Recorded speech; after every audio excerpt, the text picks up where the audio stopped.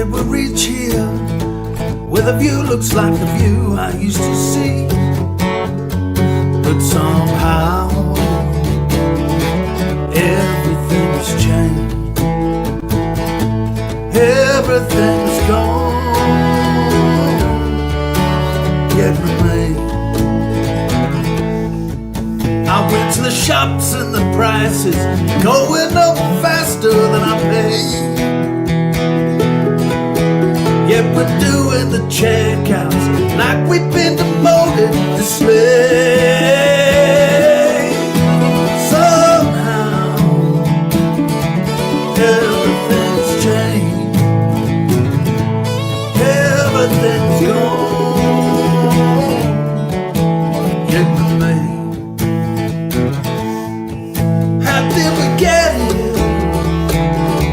How did we go so wrong? We're paying so weak when we were so strong.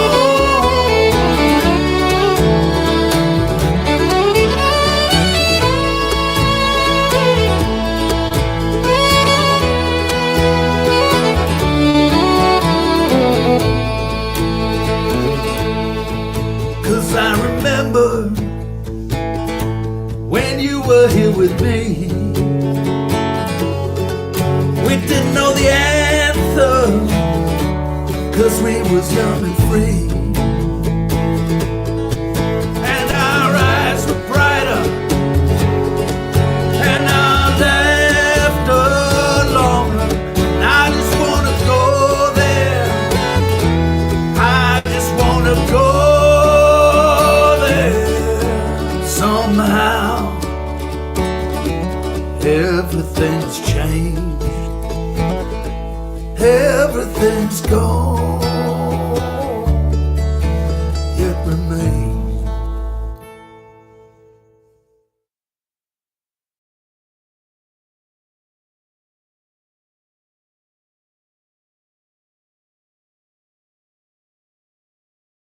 Points are now.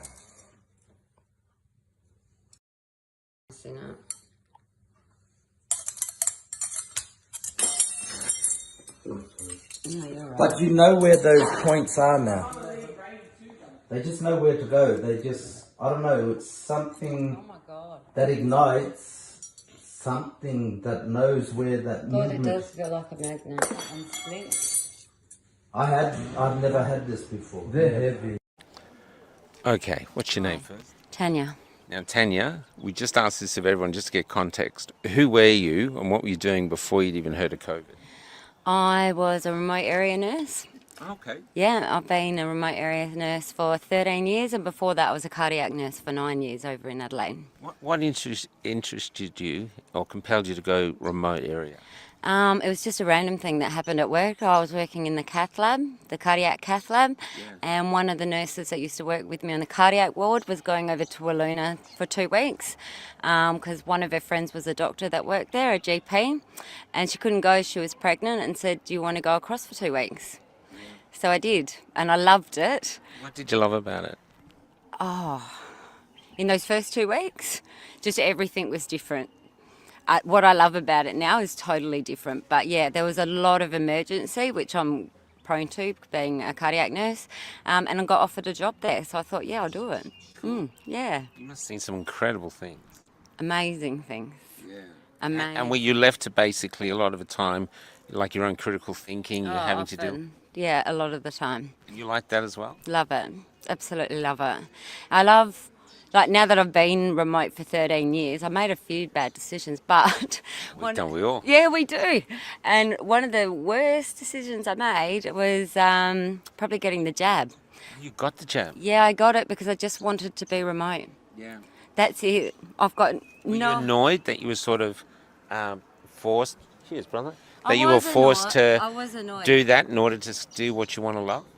Oh, I was really pissed off, actually, yeah. Like, it was really... I didn't want it. I've been a vaccinator for 13 years, which is a 6-month course, and I knew that there's no way they could have made a vaccine within that amount of time. It didn't make sense. It never made sense. And where I was when COVID hit, we were in a jungle in Barunga, so we never saw any COVID. Where's Barunga? South of Catherine. Wow, okay. In a jungle there. Well, it's like all forests, so really thin trees. Like you start walking into them, it's like a forest, especially at night time when you're driving around. You can't. Yeah, it was amazing. Yeah. Yeah. Okay, so you took it. Were you also giving out the COVID vaccine? No. And was that a choice? That was a choice. Yeah. You didn't want to give it out? No. Why? Because I knew it wasn't right. I knew. You took it yourself. Yeah. Because You took the risk. I did. I knew it was going to be harmful, but I didn't think how bad. And then so I took it twice, and when I left, I went down these rabbit holes, 100 dozen rabbit holes, because I got MS when I was in Walloona, and I couldn't work out why. And when I found the DOD patents, I realised, holy shit, that's how I got it. So the DOD, which did the COVID-19 one, was the same one that did the H1N1 when they tried to take over the last time in 2008. Yep. So you now have MS. Yeah. How did you know you had it? What were the symptoms? I didn't know. I was really quiet when I first went to Walloona, so I would have been 37 when I got MS. Basically, me and Stacey, one of the healthcare workers, we went to Kalgoorlie, which is about 6 hours away, to do this course. And that was a good night. Yeah, got on it. Yeah, police were involved. But anyway, next day went back, went to the to a friend's place. All the police were there. The CEO, they were like having a piss up. I rocked up and I was talking to my CEO Richard, and all of a sudden I couldn't feel my right leg at all. Just nothing. It just went numb, and I thought, that's odd. So I jumped on like the sink, so I kept talking, and I thought, no, it doesn't feel right. Like I can't feel my leg.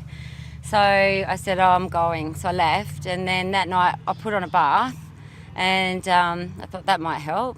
And I put my right leg in, which is where like I couldn't feel it, and felt all right. Then I put my left one in. I went, oh my God, I haven't turned on the hot water, like on the cold water. So I got back out, and then I got this fierce heat going from my hip down to my knee. It was incredible. It was so painful.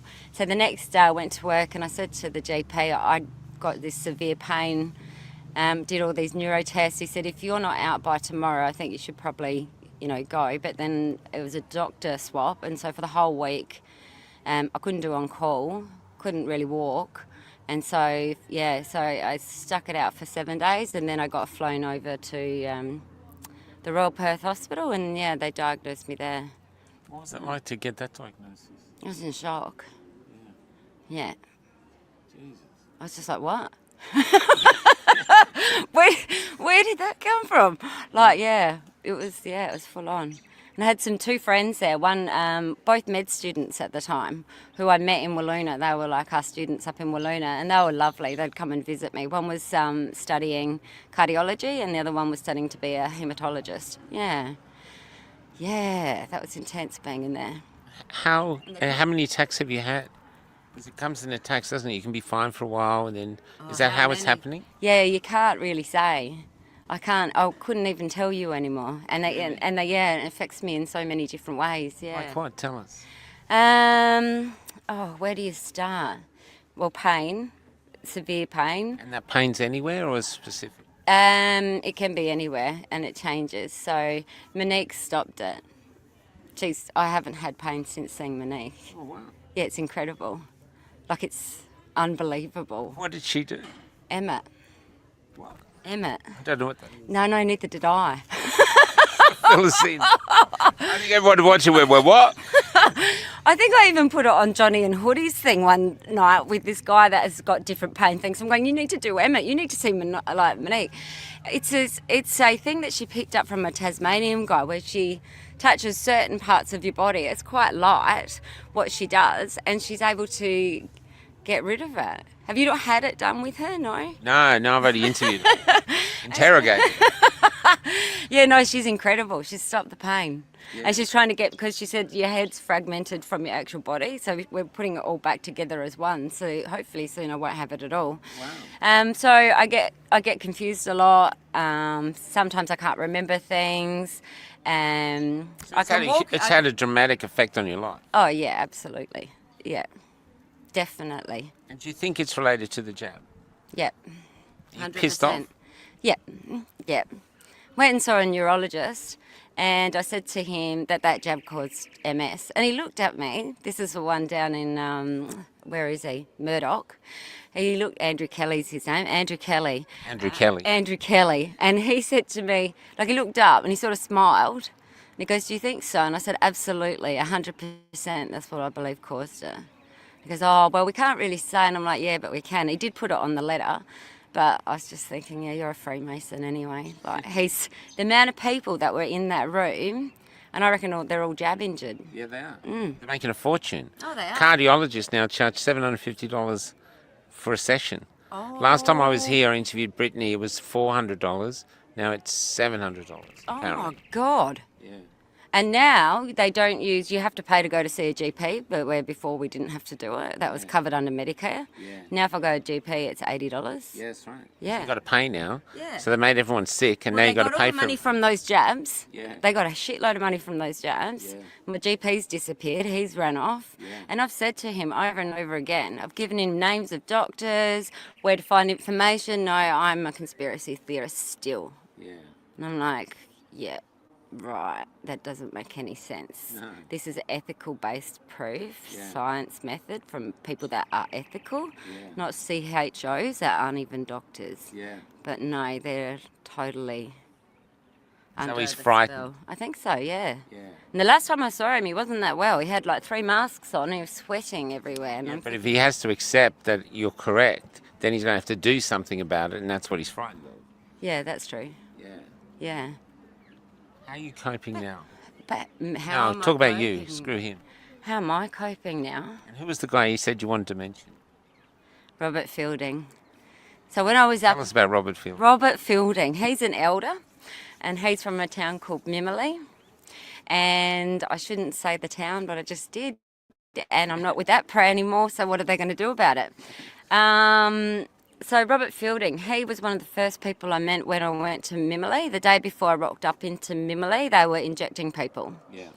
with AstraZeneca, and I wasn't aware of that. And Robert Fielding has 5 kids, 5 sons and 4 daughters. All start with the letter Z. One of them, and the group, I don't know if you've heard of them before, they're quite popular, he's in that. And then his son was Zibian, who was studying to be a doctor.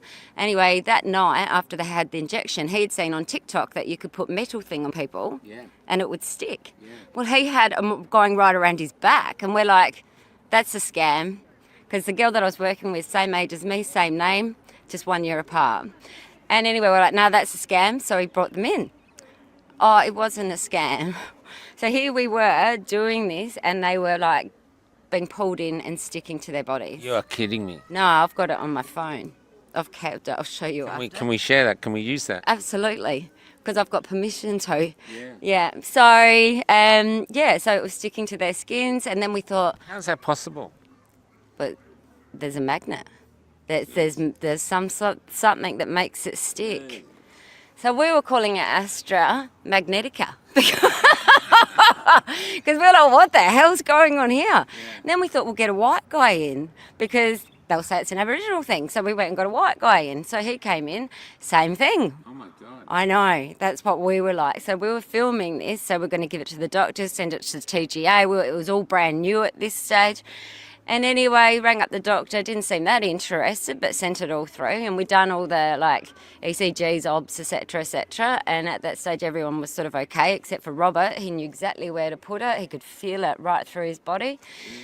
I know. So that happened. And while we were doing it, we were filming it. Someone was filming us filming it. So it ended up on the Nanaper Health Facebook page. Oh shit, all right. Then we get a phone call from head office, and that person was not very happy. That was the boss. I won't say her name, but I argued with her because she said to me, it's an anti-vax clinic. I said, what? She's like, it's an anti-vax clinic. I said, that doesn't exist. It's pro-choice. I said, it's always been pro-choice. It will always be pro-choice. Not knowing that in the background, they've been told they're an anti-vax, like pro-vax. No, pro-vax, I was saying it's pro-choice. So they're going, it's pro-vaccination. I'm like, no, it's actually pro-choice. People can say no, Vivian. No. It's pro-vaccination. And this went on for about half an hour, like non-stop. And in the end, I gave up. I went, whatever.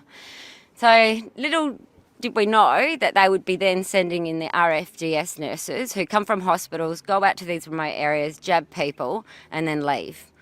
And leave us with the carnage. So I was just like, wow. So they rocked up, and by tea time, first break, Tania says to me, I think we're getting thrown under the bus. And I said, I'm getting thrown under the bus because I'm agency. You'll be right. Yeah. It's going to come on me. Yeah. So after that tea break, went back. Ariana, if you're there, I hope you're watching this because I cannot wait to see you again. Ariana came out to me. I was out the front, just watched the priest from that area, who hasn't been there for a while, tell his people that without this vax, they'll go to hell. And they're a very Christian community. Oh my God. The priest told them if they don't get the vax, they'll go to hell. Yeah. And get this, they've got a cave there with an actual cross out the front. And so then I could hear them going off outside. And when I went outside, they were all upset because of what this guy had said. And I'm like, well, fair enough, I'd be pissed off too. So I'm just like, and then there was this other girl who worked in the clinic, Aboriginal Health. She was saying, what was the priest's name? I'd love to contact. I can't think of his name. Ring Nanapa Health and ask for it. Or if I remember it, because it might be in one of my diaries, I'll let you know. Yeah. It wasn't exactly said like that, but it says basically, if you don't do it, you're going to die and you're not going to see Jesus. So I'm just like... And then Ariana, in the meantime, so I've gone... That's happening, this is happening out there, and Ariana's giving me a hard time. And I'm like, nah, fuck this, I'm going home. So I spoke to the gun side. I said to her, because what they were doing was they were grabbing, like, the healthcare workers and try and push them in, like sway. Yeah, to try and get in there. You need the vaccine. Just come with me. With me. It was all lovely and nice. And no, it's not nice. You don't coerce people. Yeah. That's not you can't do that. Yeah. Oh, so that happened. And then, so I went home, and when I got home, then my phone was ringing on the inside. I thought, that's my boss. So I spoke to her, and she's going, Tania, after everything that you've done, I don't think you can come back from this. I said, come back from what? What have I done wrong? And she's going, like, with the video and everything. I said, but what happened in the video was true. Like, you saw the video. What was happening was happening. Yeah, but Tania, that doesn't really go down well, and blah, blah, blah. And I'm like, obviously, I'm out of here. So I just said, okay, that's fine, whatever. But before this second group, so I ended up getting on a bus and taken to Cooper PD, which I fell asleep on the bus. And when I woke up, I wasn't aware that the bus moves to another spot in Cooper PD. So I waited at the petrol station for a couple of hours, and that bus had long gone. Oh, that happens. So they ended up giving me a room for free, which was good. Was your luggage on the bus? Yeah. I had my phone, my wallet, my bag, that was it. All my laptop and everything else was still on that bus. Oh my God. But they brought it back, which was good, in a couple of days' time. Whilst I was there though, the army came through. You should have seen a man at army. I was next to an old mate who'd been gold prospecting, and he was going back to Maitland, which is where I'm from, because his wife lives in the nursing home. And I'm like, how freaky is this? And he was going to give us some gold. And I'm like, oh, that's nice. Yeah, lovely. So that was a bit of an adventure. But yeah, when I was in there... Talk about the army. Hey? About the army. Oh, yeah, there was heaps. So look, when I was in Barunga, so that's the same highway, the Sturt Highway. When I was in Barunga, we saw a lot of stuff. Well, the army was in Barunga. We couldn't get out of Barunga unless you pass the army. It was at the end of all those communities. And even if you were driving an ambulance out, you had to stop to show that you could actually go out. It just became a nightmare in the end. And those that were smoking weed, well, they found their own ways to get it out. Which is fair enough, because they were bringing alcohol in through the police so that they could drink. But forget about the food. Like the truck wasn't rocking up like up to 3 weeks, and we weren't getting food. But we couldn't go and get food, yet the cops would bring in alcohol. Oh, my God. Yeah, so it was all bizarre, and a few cops resigned through it all because it just got all so heated. Because everybody's like, we don't have COVID, and as soon as someone's cough, oh, you're COVID. Like it was just the whole thing made no sense. None of it made any sense, and then I got jabbed. So I'm just like, it was Have never. you only gonna taken 1 or 2? I took 2 because I still wanted to stay working. I just loved it. I live in a city now, but I don't understand the city. So you've taken 2. Now you've lost your job, what you love doing, and you got MS. Yep, all of that. But get this, when I went to Burringara, after I left APY Lands, I ended up in Burringara with a nurse, and I was telling her what happened in APY Lands. She goes, oh my God, that was you. And I'm like, why, what happened? She goes, oh, it was you. And I'm like, what happened? She goes, across the border. She goes, I was in Blackstone. And I'm like, oh, that's not far from us. She goes, there was over 100 people that ran across saying they're putting magnets in us, and the nurse told us to go bush. And I'm like, On this other side. But wait first until it starts there.